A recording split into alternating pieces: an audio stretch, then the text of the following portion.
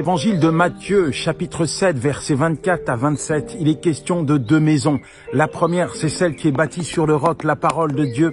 Et la seconde, c'est celle qui est bâtie sur le sable, qui représente notre volonté, les choses instables et vacillantes.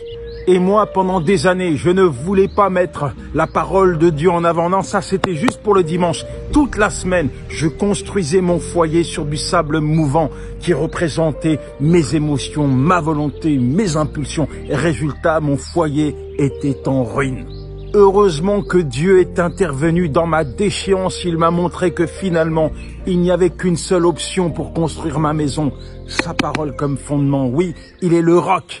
Et j'ai décidé d'abandonner mes émotions et nous avons vu Dieu reconstruire notre foyer. Aujourd'hui, ça fait plus de 21 ans qu'on est mariés. Waouh! Je veux t'encourager, toi qui mènes un combat pour ton foyer, que ce soit pour tes enfants, ton mari, ton épouse, à mettre la parole de Dieu en avant. Si tu décides de serrer cette parole sur ton cœur, de la proclamer, la confesser chaque jour, oui, de continuer à prier inlassablement pour ton foyer, je t'assure que tu prends les bonnes décisions et tu laisses Dieu venir construire ton foyer.